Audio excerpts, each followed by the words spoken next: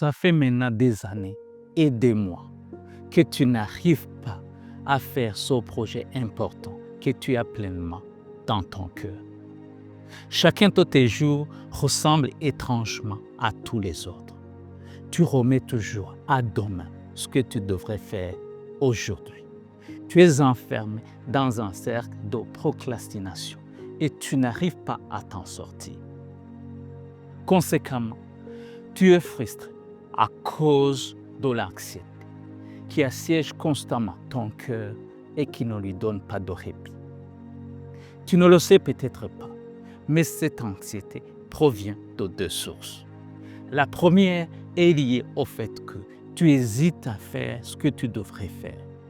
La deuxième découle du fait que tu sais que ce que tu hésites à faire ou ce que tu ne fais pas est très important et déterminant dans la réalisation de tes objectifs. Donc, tu es enfermé dans la prison de la procrastination. Mais alors tu peux te demander, c'est quoi la procrastination? La procrastination est une attitude qui consiste à remettre toujours à demain les activités importantes que tu devrais faire aujourd'hui. Et lorsque je dis des activités importantes, ce sont toutes les activités qui concourent à ton épanouissement ou à la réalisation de tes objectifs. Par exemple, ça fait 2 mois que tu devrais sortir de ce couple toxique, mais tu remets toujours ça au mois prochain. Ça fait des années que tu devrais écrire ce livre, mais tu remets toujours ça à l'année prochaine. Ça fait des semaines que tu devrais commencer ce projet, mais tu remets toujours ça à la semaine prochaine. Cela étant, tu devrais aussi te poser cette autre question. D'où vient la procrastination? La procrastination est un chemin mental qui permet à une personne d'éviter de subir l'inconfort ou d'éprouver une douleur liée à l'action.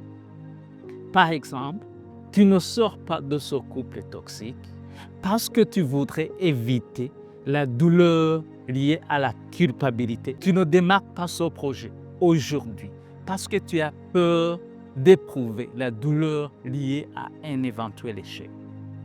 Tu évites de travailler dur pour devenir riche aujourd'hui parce qu'inconsciemment, tu as peur du qu'en dira-t-on, de ce que les gens disent du mal de toi, parce que tu es habitué à ce que les gens disent du mal des personnes riches.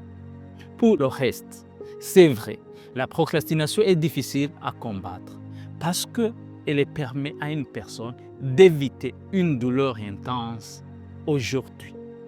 Cependant, le mal de la procrastination, c'est qu'elle répartit sa douleur sur toute la durée, aussi longtemps que tu n'as pas encore réussi à faire ce que tu devrais faire.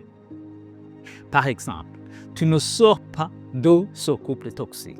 Parce que si tu sors aujourd'hui, maintenant, de ce couple toxique, tu dois subir une douleur intense, par exemple de l'ordre de 10.